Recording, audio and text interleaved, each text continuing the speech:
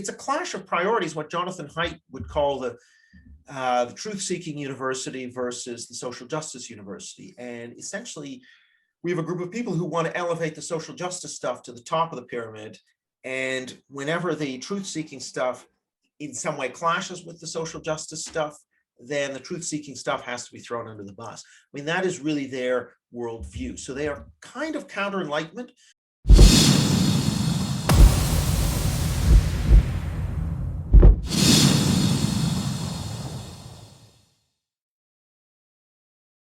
Today on the show, I am joined by Eric Kaufmann. Eric is a senior fellow, policy exchange, professor of politics at Birkbeck College, University of London, author of the recently published Whiteshift. Eric, welcome to the show. Joe, it's great to be here. Thanks.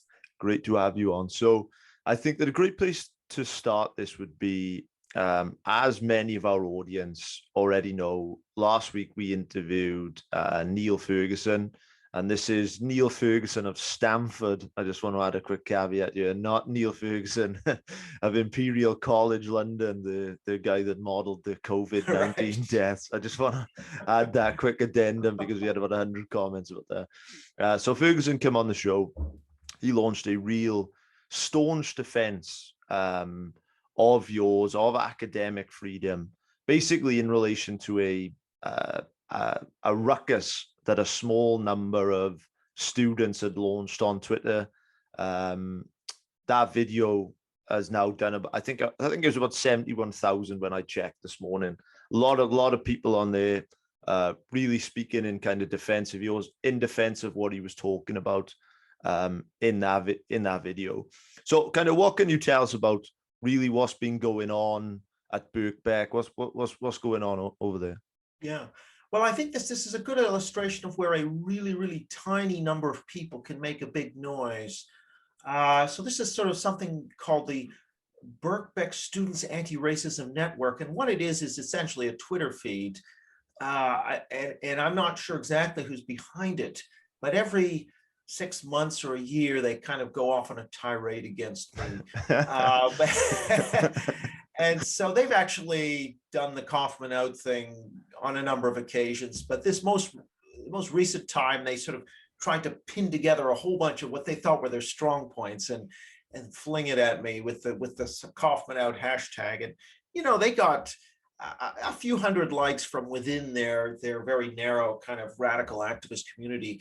But what was interesting is how badly ratioed they got on Twitter, and that even in the press, for example, even in the Guardian, which you might have thought might be the only outlet that might support them, even there they were criticized. You know, so I mean, you know, some of the things that they were mentioning, essentially being against what they called anti-racism, right? Which of course is a sort of a fig leaf for essentially any kind of radical activism that claims to be in the name of anti-racism. It could be about microaggressions. It could be about use of certain words. It could be about just being a conservative, you know, anything like that. If you're against anti-racism, you are therefore a legitimate target, to use IRA language. And so this was sort of behind it. And they were suggesting that the fact that I'd written for what are really kind of centrist mainstream publications like Unheard, the fact that I worked with Policy Exchange, the mainstream largest think tank in the UK, happens to be conservative aligned, but that sort of made me part of, you know, essentially the other. So their conception of who is a racist is sort of really broad. Yeah, so they kind of tried to make a big go of it, and I think they were pretty humiliated because it's sort of like the bubble colliding with reality, you know, and people could sort of see into their little world of what is considered racism in their narrow world. So yeah, I thought that was, and I was very appreciative of Ferguson going to bat for me. Absolutely. What was the sort of response been from Birkbeck? Have they paid any heed to it at all? Yeah, so this is really interesting because you know, typically the modus operandi of these people is to raise a stink, embarrass, try and make the university think that their reputation is in danger, and therefore the university will cave in. And that's often what happens. I mean, the case of Neil Thin up in University of Edinburgh, where he criticized this decision to change the name of David Hume Tower. And suddenly the students attacked him, put in a formal complaint, got him suspended from teaching, and in other places, even some people have been fired for this. So in many cases, universities will in fact cave in, and this I don't know if it's this group or people affiliated with them have put in formal complaints against me before, which are psychologically taxing, simply because there's a big unknown factor as to where this is going to go. So Birkbeck itself has been pretty good. I mean, they haven't reacted to this. I think the top layers of Birkbeck University are pretty sound, I think, in free speech terms. The students also, Birkbeck students tend to be evening students. They're a bit older. Generally, the vast majority have no interest in these sorts of things, and I've never had an issue in class, for example. So it is really a small group using that name, and they don't really seem to have much clout. But what I will say is there are academics within the university who are sympathetic to these people. Not many, there's a handful. And there's certainly a body of radical left opinion, which is sort of behind, maybe not canceling, but certainly sympathetic to the technique of inflating the meaning of terms like racism and harassment to include things which are not racist or harassing. Even just writing for conservative publication makes some people feel unsafe. That sort of reasoning is there, but it's a minority who hold those beliefs. The one thing I would say, though, is we're in a very interesting policy context in Britain, because the academic freedom legislation and white paper has now come through. I mean, it still has to formally get passed in Parliament, but it's appeared in the Queen's speech. What the message there is very clear, which is that free speech has to come first, and these other obligations, to the extent they're important, come second. So you can't use an inflated claim of harassment to try and shut down somebody's academic freedom. And because the government's been pretty strong on that, I think universities have got the message, and you can see it in a number of places where universities have backed off now, where maybe in the past they would have bent to the social justice activists. So I think that's very positive, and I think shows kind of a way forward. But in Scotland, there aren't the same protections, and you can see that there's a difference. In Scotland, the academics are much more vulnerable, whereas I think in England, now with these new protections, academics can breathe a lot easier. Yeah, I was definitely going to ask you, just in terms of that, I mean, how have we ended up in this position, right? Because the academy really was the great bastion of free speech. It was the place for, a good idea would drown out a bad idea. So how have we ended up here? Well, I mean, if you look at the long history of academia back when it was also a religious institution, I mean, there were much of the history of academia has been about defense of orthodoxy. And some have argued were academia swinging back to that historic, pre-19th century role of being a defender of orthodoxy and dogma. Particularly because of these new sort of progressive values that are increasingly defining the missions of universities. So that is an ideological project. It really begins in earnest in the 1960s. If you read Nathan Glaser, for example, some of the critics of the student revolts in the 1960s who said, Glaser started out on the left. He was involved in the support of the Berkeley free speech movement in 1963, 64.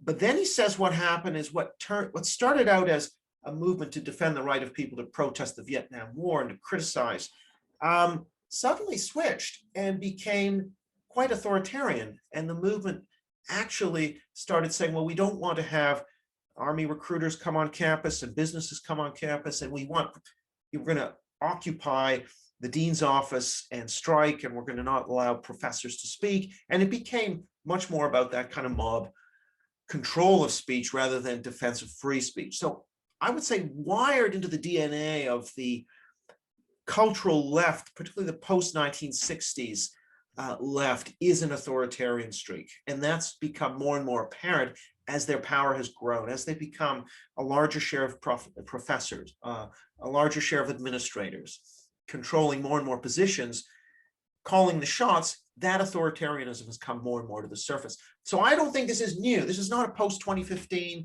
development. It was already there, and you can already see episodes of canceling happening in the 70s, in the 60s. They're just more frequent recently. So it's a frequency issue which has been powered by social media and online clickbait news sites, but it's not actually a new ideology. That's really interesting. I think that when this really dawned as a problem to me was last summer, when a group of students, and even I think some even lecturers might have signed it, where there was this kind of attack on Steven Pinker, who by no means is far on the right scale. I mean, he even says himself, he says he identifies on the left, but I think he's just sort of against the kind of woke orthodoxy, if you will. And they tried to cancel him. And the crazy thing about that was that he wasn't even sharing his opinions. He was sharing scientific articles. He was retweeting posts, and people said that, oh, you know, because you've shared this scientific data, you don't share our views, you must be against our policies and whatnot. Why do you think that people like yourself, like Bret Weinstein, like Steven Pinker, like Neil Thin, have kind of become these targets? Are there any common denominators there? Yeah, I mean, I think there's a clash between the sort of pursuit of scientific reason and pursuing the facts where they lead, and social justice activism, which, I mean, it's a clash of priorities, what Jonathan Haidt would call the truth-seeking university versus the social justice university. And essentially, we have a group of people who want to elevate the social justice stuff to the top of the pyramid. And whenever the truth-seeking stuff in some way clashes with the social justice stuff, then the truth-seeking stuff has to be thrown under the bus. I mean, that is really their worldview. So they are kind of counter-enlightenment. And in a way, you can see that in the radical studies fields, where there's a lot of criticism of science as Western Eurocentric. And really, there's a lot of time given to what's called standpoint epistemology, the idea that, you know, speaking as an indigenous person, as a trans person, you know, yeah, this is my lived experience. So the idea of lived experience as knowledge, or you know, this term indigenous knowledge is sometimes used for the sort of traditional knowledge of indigenous communities, that somehow has an equal standing or even a higher standing than you know, evidence-based, representative sample-based science. You know, this is kind of a new orthodoxy that's challenging, if you like, the old basis of science, and it's very regressive. So the term regressive left, I think, is suitably applied to that group. So yeah, they're really seeking to overturn, in a way, the values of the traditional university. It's interesting that earlier you mentioned Neil Thin, because it was, I think it was this morning actually, I was reading about that. And so Neil Thin is from the University of Edinburgh, and the students here, they accused him of racism and sexism. And his views apparently were described as problematic, triggering, offensive, bigoted, racist, misogynistic, and transphobic. Yeah, all the usuals. You know, and I guess from the sounds of that, the students of the, you know, University of Edinburgh, they must be kind of very confused as to how Goebbels is teaching their social anthropology class. Right. But again, you know, he's none of those things. So what did you make of that case?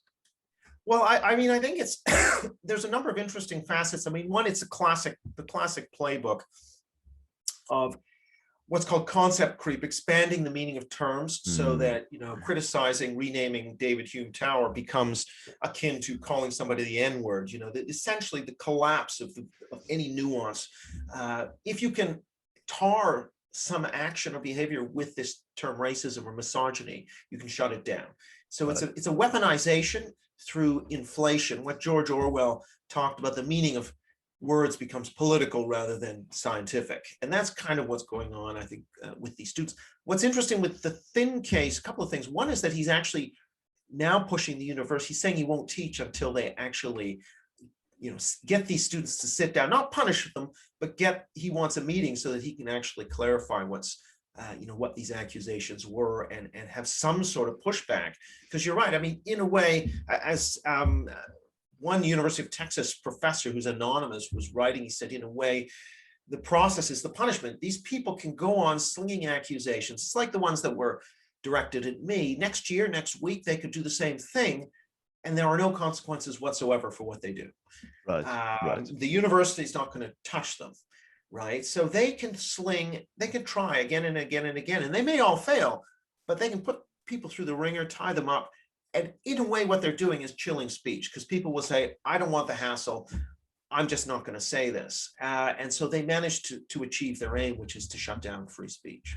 I've never gone for an academic position myself, but is an issue here where I would imagine is that if you're an academic, and if, let's say, especially if you're going for a real top position, and I imagine that there's probably a hiring committee, I imagine that you probably have to go through all kinds of checks. It's probably very difficult to get a high-level academic job, I would imagine. And if you get sacked for being problematic or triggering, I imagine that makes it very difficult in the future to find one of these very other hard academic jobs. Is that fair to say? That's absolutely right. I mean, just to give you an indication, I mean, at our university, which is a mid-ranking sort of university, one job, we got 150 applications. That's pretty typical. These are incredibly hard to get. Full-time jobs are incredibly hard to get in academia. Everyone knows that. And especially if you want to get a job in a place you want to live or are already living. So they know that, if they can get someone fired, that person is going to have a hell of a time getting back in, and certainly getting back in anywhere where they have a family or where they're established. So they have an incredible amount of power. And it's not just getting fired. There aren't that many firings, although there are more in the US, but and they've increased a lot just in between 2019 and 2020 in the US. So sort of a 5-fold rise in these cancellation attempts. So there's been a big jump, and it is an increasing issue, but it's more than the secondary question of, okay, well, he may not get fired, but is he going to get promoted? Is he going to get hired? Is he going to get a grant? Is he going to get a good committee assignment? Socially, will people sit down to lunch? What's it going to be like in the staff meeting? So these sorts of considerations are subtler, but I think actually more important. And it's not just about the institution coming down on you, but it's actually also about political discrimination. And this is the other big elephant, which is, most academics don't support cancel culture. It's only about 1 in 10 that is actively in favor of these campaigns. At the outside, 1 in 5, but generally 1 in 10. So most academics really don't support canceling, but because particularly in the social sciences and humanities, I feel like anthropology would be almost entirely left-wing, maybe a few centrists. Very rarely would you find a conservative. Because of the skew, then, if you are actually outed as a conservative, that will harm you in terms of getting published, getting promoted, etc., socially. So there are, in addition to the cancel culture, there's also the political discrimination. And these two things, punishment and discrimination, lead to the chilling. So you're going to actually not, even if you have a theory about why there is differences in group outcomes on, say, income or education, you're going to keep your views to yourself. So you're actually damaging the scientific enterprise, because the only view that is permissible becomes, well, it's got to be because of discrimination.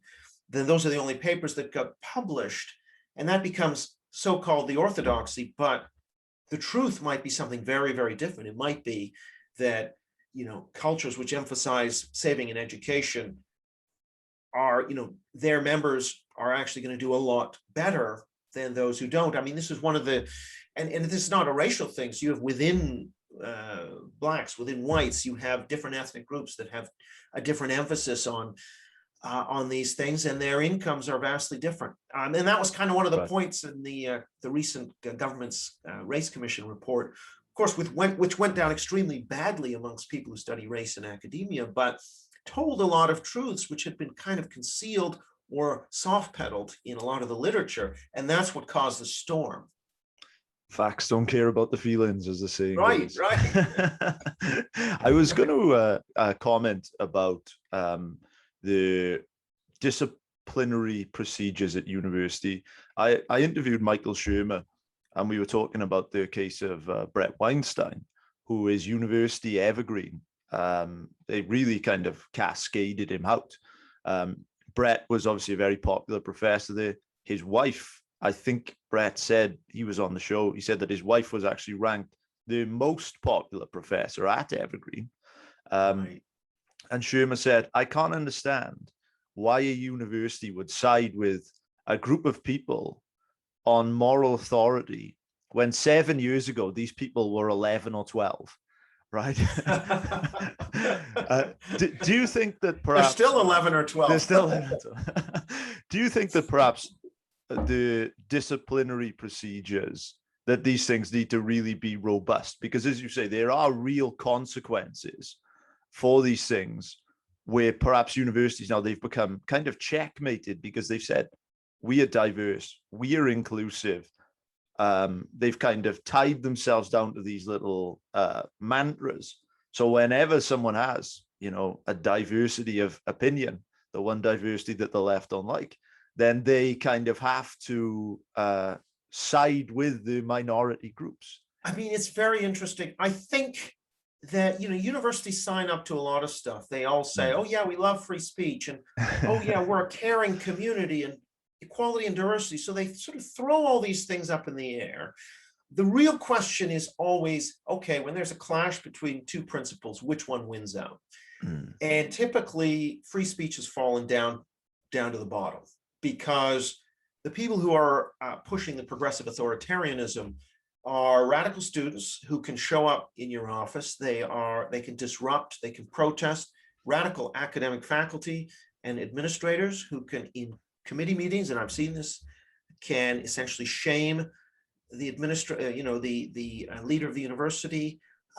So they're facing the radicals all the time. And of course, the climate of the taboos and the norms favor them, and they can leverage that. So if they say, we're doing this in the name of anti-racism, we want to decolonize the curriculum, we want to have a blacks only meeting place, and if you sort of go against that, then you're going against anti-racism, which they're able to frame as meaning you have the cloud of racism settle on you, right? So that's the game. It's very deceptive. It's sort of, you know, they surround themselves with these nice terms. Therefore, if you go against anti-racism, you're a racist. And most administrators don't have the arguments to be able to sort of push back, and they feel the sort of sting of these taboos, so they cave in. So I think that the sort of normative climate has been stacked in such a way that universities and administrators, they just don't want to have the taint of social death, i.e. racism or sexism, foisted upon them. So they take the safe route. And yeah, I think ultimately we're going to have a debate over these taboos and the definitions. You know, one of the things that's happening, okay, in the academic freedom legislation here in Britain, they are very clear now that academic freedom comes first, and these other obligations around harassment, which is defined so broadly as to include anything someone subjectively feels to be harassing. You know, all of those loopholes, all of that wiggle room has to be taken away through tighter, very, very tight legal definitions defined in case law. I mean, that is really where this has to go. Now, politicians could be more forthright, I think, in saying, this is our operating definition of racism. This does not, you know, wearing a sombrero or saying master bedroom does not constitute racism. You know, it has to get to that level of granularity. Otherwise, if these definitions are nebulous, the activists can just push on them and everyone will capitulate. Now, in the case of the US, of course, a lot of universities like Evergreen, I believe, is private. Many of them are private, so they're not bound by First Amendment legislation. Right. But in Britain, the universities are state funded essentially directly or indirectly. So the government can be much more prescriptive and needs to be much more proactive, I think, in enforcing what is actually the law. So these universities are more or less interpreting the law the way they want to, in a way which is not really the way that the law would be interpreted by a court. So they're kind of bending things so that free speech falls second compared to, you know, reputation of the university, harassment, blah, blah, blah. What needs to happen is you need to have a legislative solution and a government solution that actually says, no, this is what you're going to prioritize first whenever there's a clash. Academic freedom comes first, this comes second. You cannot, and if you try and sort of use that to shut people down, we're going to fine you, and you're going to have to change and that's what's going to happen in Britain. I think that has to happen for anything like this chill to be removed, because actually the problem will not go away on its own. It's only going to get worse. It's going to get worse because the generation coming in is considerably less tolerant and considerably more authoritarian on these questions. Not all, but I'm just saying it's a higher share of under 35 academics, twice as likely to support cancel culture attempts. And similarly with the student body, they're more intolerant, and those people are going to be coming into the workplace in the next 10 years or so. This problem is only going to get worse. So we have to sort of bed down legislative protections now while there's an overwhelming support for them, just so that they're locked in, and then we can continue to work on creating a free speech culture. I was going to ask you, in terms of the redefinition of words, which we kind of talked about, we mentioned that, 20 years ago, it was terrible to be racist. Now, a white person is racist by just the action of being born, according to people like someone like a Robin DiAngelo. It seems to me like this is where the left are actually very clever politically. I see a lot more astuteness from the left in this push than from the right. As you mentioned, that they can redefine words, and it can really help them push an agenda. In this case, do you think that this is something where the right need to be far more kind of astute and aware of these things than the left? Yeah, I think the right have always been on the back foot on these issues, and that goes all the way back to the 60s, that they've never really effectively defended the sort of free speech, rational scientific order properly. And they've never really gotten serious about the challenge posed by progressive authoritarianism. They've always been indulgent. And I think that has to change. I think that it really has to be seen, and I think it is changing. I think people are aware that this is now becoming an existential threat to freedom.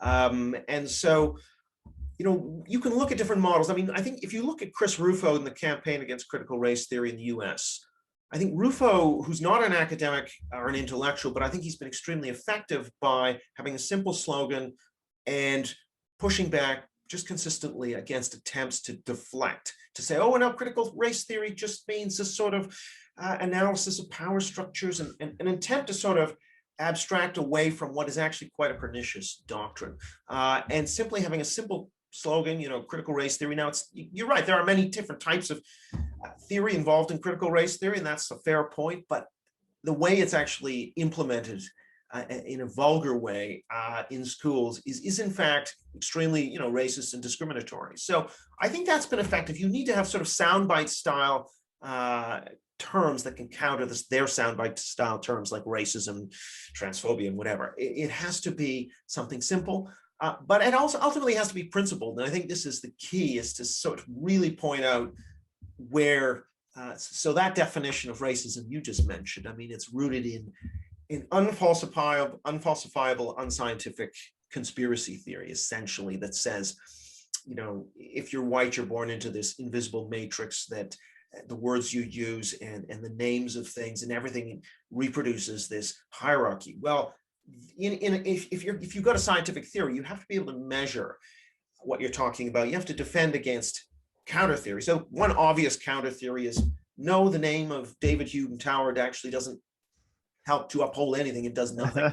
And I think that's probably the truth, but nowhere along the line is their theory testable. So it's a sort of smoke and mirrors.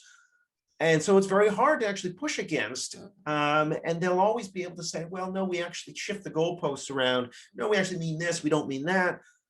Very important to nail them down on definitions, on measurability, and on testing. And I think that sort of has to be a key part of the approach. So when you have these dishonest attempts to redefine racism, there has to be an answer that is, well, okay, so here's the counter hypothesis that, calling something a master bedroom has zero impact on any kind of hierarchy. So let's talk about that as a counter theory. How are you going to knock down that counter theory? And there will be no answer. So they've been able to get away unchallenged for just a very long time. And I think that has to change. It's interesting you say that, because I was actually just thinking about this last week with the case of the Queen's picture being taken down at Magdalen College in Oxford. And I was thinking that they were calling her, they were saying that, she was upholding colonialism or something to this extent. So is there a case that these people are saying that hypothesis, that she's upholding colonialism, they're treating their hypothesis as conclusions, but obviously you can't test those? Is that what I'm hearing? Yeah, so normally in science, the default hypothesis is that the thing isn't true. So what's called the null hypothesis. And as a scientist, you have to disprove the null hypothesis. So the null hypothesis in this case is the Queen is not upholding colonialism. In a normal scientific paper, you would actually have to disprove that first before I take you seriously. Instead, because they tap into this kind of religious reverence for the term racism, they're able to switch it around. So the default is, we've accused her of racism. She's a racist unless you could really conclusively prove she isn't. And of course, it's almost impossible to prove what's in her mind. So yeah, it's this kind of dishonest sort of inversion of the scientific method that is used consistently. It's amazing how many smart people, their IQ just drops like 50 points whenever you talk about racism, sexism, or transphobia. They simply stop thinking clearly. Either that or they're running for the hills, one or the other. We've kind of talked a lot today about this sort of political discrimination, a kind of intolerance, really. There seems to be no real tolerance for any thought process which is outside of our own doctrine. Why is that? Why are we so tribal in that way? Well, I think that, there is a degree to which tribalism leads to what's called motivated reasoning. So you actually make decisions based on your tribal impulse and you justify them later. That's, again, Jonathan Haidt's metaphor of the elephant, unconscious elephant pushing you in one direction and the rider making up a reason why they're moving in that direction. That is kind of tends to happen with tribal affiliations. But I think it's important to note that I think the at least at the sort of upper echelons of society, the highly educated part of society, there tends to be, I think, more of a religious fervor on the left. That is, when I say religious, I mean a belief that history is moving in their direction, the arc of justice is moving in their direction, that in a way that conservatives are not just wrong, but they're morally bad.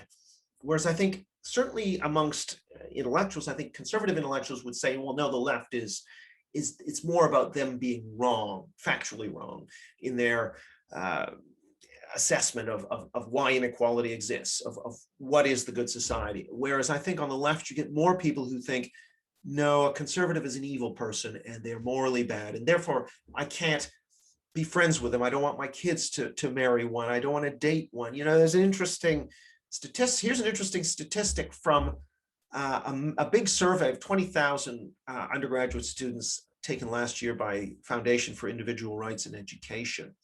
If you take, so there's, I think, 3,500 from the Ivy League. And so if you just take Ivy League female students, 1,500 or so, about 7% voted for Donald Trump or support Donald Trump. You just take those out of the mix and you just look at the other 93%, only 6% of that 93% would date a Trump supporter. So that is astounding. If you actually think about that, only 6% of what is essentially effectively all female Ivy League students would date a Trump supporter. It's not quite that bad amongst non-Ivy League students, but it's still very high. It's still something like, 15, 20% is all that would date a Trump supporter. So, you're kind of dealing with an incredibly high level of political discrimination in these elite institutions. And that, I think you also see that reflected, say, in Britain.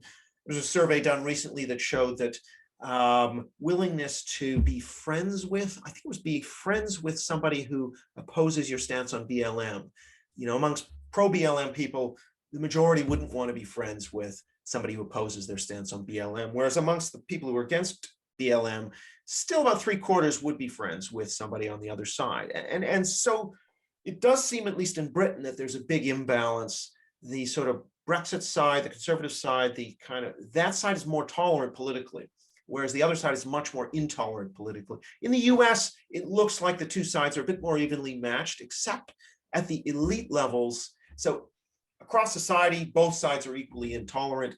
But at the elite level, it also looks like there is an imbalance where the liberal left side is more politically intolerant than the conservative side at the elite levels. So yeah, that is, I think, tied to this more religious disposition that for people on the left at the elite level, their belief system is a kind of religion, and a violation of that becomes a violation of the sacred.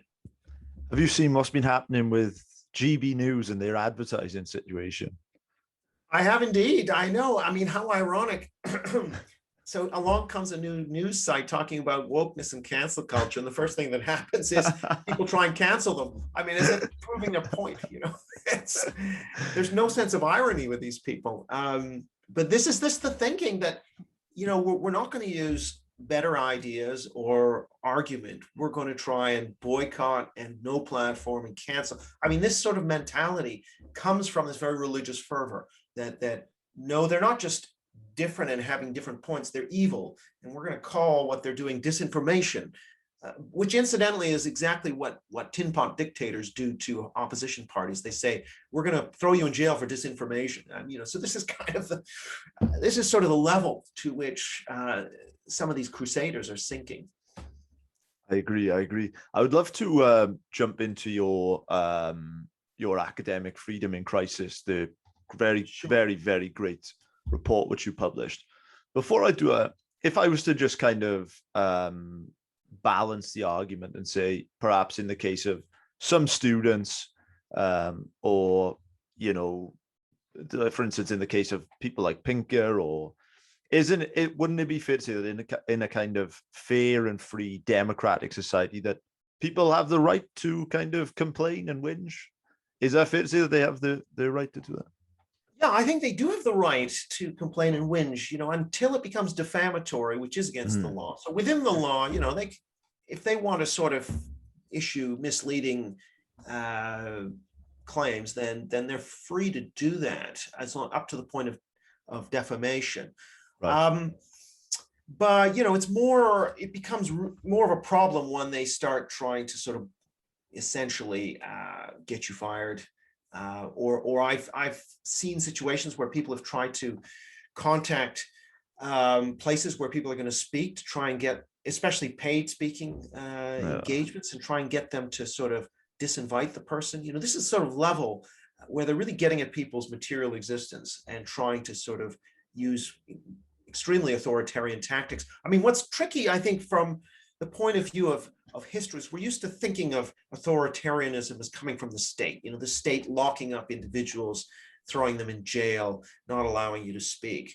And that is the case outside the West, as that's the big threat to free speech, Hong Kong, for example. But the threat we face in the West is a little different from that. It's more of what I would call emergent authoritarianism coming from the institutions on up.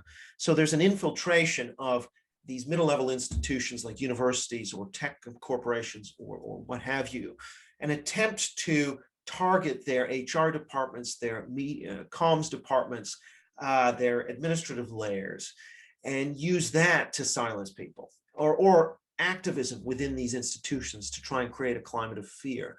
So because the authoritarianism is coming from this middle level of society, not individual citizens or the government, it's a particularly tricky problem. And actually the solution to it, I think, is you actually need the government to move in and regulate. And that's very hard for a kind of liberal to understand. How can the government regulating improve freedom? But actually it is the case, and we've seen it in history too, where if you take the US federal government's intervention into the segregation of Southern universities, they actually were able to go in and say, no, you're not allowed to keep Black students out. That improved the range of choice and freedom for Black students, but it was a violation of the institutional autonomy of those universities. But that is necessary when you have corrupt institutions that have been taken over by a kind of mafia or mob. The only way to restore freedom for individuals who are political minorities is for governments to essentially regulate and implement the law. So they're moving with the grain of the law, whereas in authoritarian countries, they're essentially violating liberal law and protection of freedoms. But in this case, government action is in harmony with and implementing those legislative freedoms. And very anecdotally, it's usually the people hounding HR departments that will have treat people with kindness in their Twitter bio. That's, you know, I digress. So I would love to jump into your political report. I read it this week. I thought it was very, very, very good, very detailed. The paper, Academic Freedom in Crisis, Punishment, Political Discrimination, Self-Censorship. Could you walk us through some of the key findings? Yeah, so essentially this compared the UK, the United States, and Canada, which is where I'm from, and just looking at a couple of things. The first was to what extent were academics self-censoring in their research, teaching, and discussions with colleagues. And, you know, we saw some interesting, you know, quite staggering numbers here. So something like 9 in 10 Trump supporting academics in the US were not willing to share their beliefs with colleagues, compared to only about 1 in 10 Biden supporters. So you have this huge imbalance. I mean, a Trump supporter, if you're a Trump supporting academic, you're in the closet in the United States, especially in a social science humanities department. And there's only about 5% that would be Trump supporters, maybe at the maximum 10%, but really a small number. In addition, I asked about support for punishment and discrimination. So on the punishment side, what you could see is that 1 in 3 conservative American PhD students or academics had either been punished or had been threatened with discipline. So a very strong impact there, that a lot of conservative or dissenting academics are feeling the heat of cancel culture. So one of the arguments that's often made is, well, a few incidents of no platforming, the odd dismissal, it's really small when you think of the hundreds of thousands of academics, or a million in the United States. What is a handful of cases? Now, of course, those handful of cases, if this were gay speakers or Black speakers or Muslim speakers being shut down, you know, that would clearly be a huge civil rights furor, and it should be. So I don't want to minimize the impact of those high-profile cases, but it's really the iceberg of self-censorship that goes on within the university that affects hundreds of thousands of students and academics. That's what I wanted to look at. And so you could see, for example, 7 in 10 conservative academics in the US said they self-censored in research, teaching, discussions with colleagues. So a majority. People who, and at the same time, that this climate of this chilly climate is maintained not just by fear of being fired or disciplined, but also by political discrimination. So we saw, for example, in Britain, 1 in 3 academics wouldn't hire a known Brexiteer for a job. In the US, 4 in 10 wouldn't hire a known Trump supporter for a job. And that then gets you thinking, well, if you're on a panel going for promotion and there's 4 people on the panel, the chance, you know, for every individual has a sort of 1/3 or 40% chance of discriminating against someone who they know to be on the right. Then you do the mathematics. You know that in a highly competitive situation, it's best for you to keep your views hidden.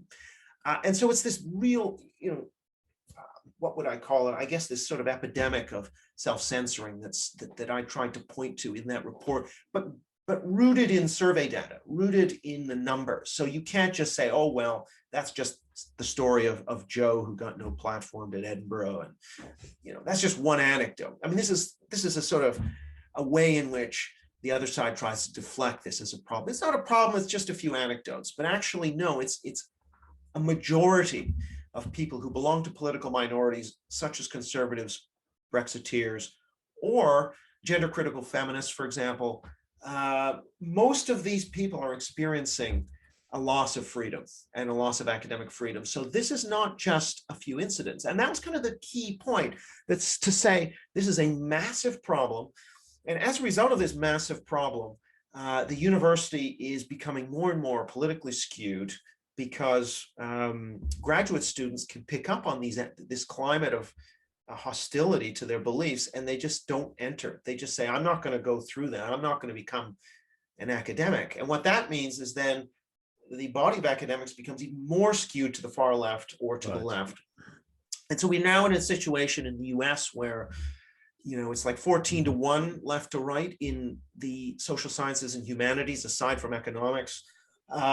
In some departments like anthropology, they're essentially researchers couldn't find any registered Republicans. I mean, is that really going to, are they really going to get things right? Are they going to be asking the right questions? So they're not going to be interested in questions like, oh, why did the share of Hispanics and Asians voting for Trump increase?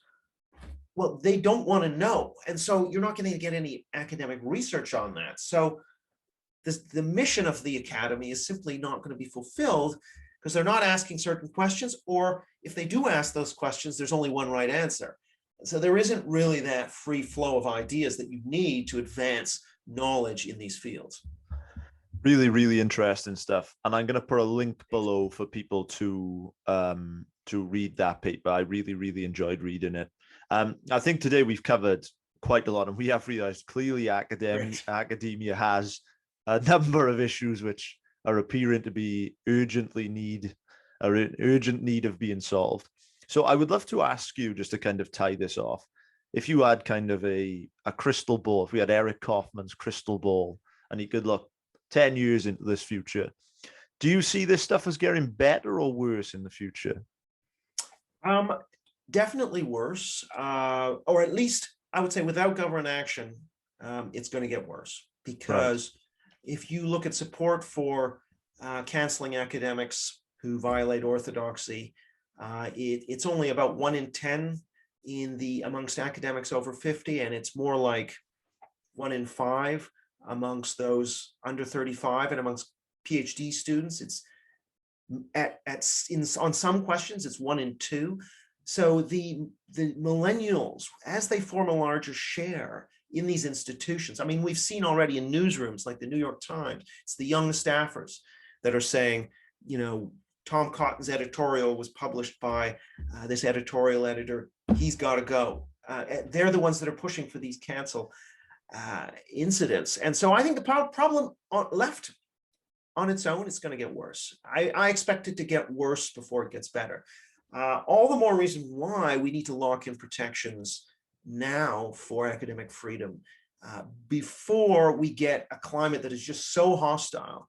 I mean, the other thing I should say, though, is I think we're going to see increasing clashes between governments which are elected by the populace, who generally prioritize free speech over emotional safety, and activists within the institutions who prioritize emotional safety.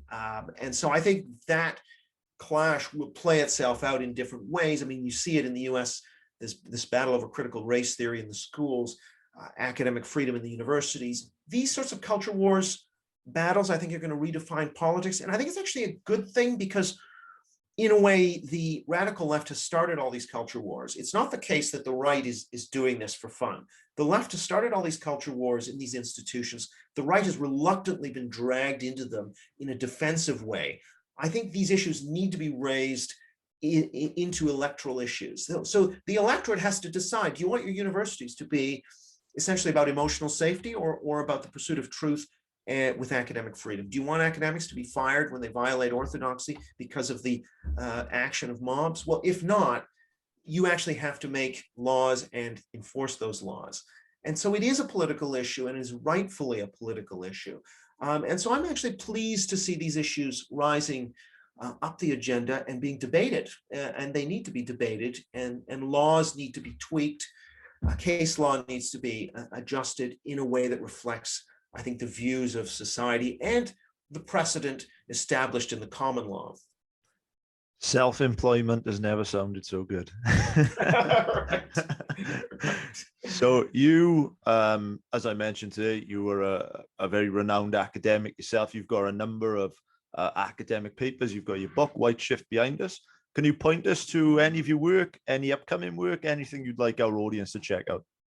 Well, yeah, I mean, my book, Whiteshift, which is about populism and polarization in Western societies, came out with Penguin in 2018 and in the US in 2019 with Abrams. It's at www.sneps, that's SNEPS.net. You can find details there on my website. And other than that, yeah, I'm doing a report now.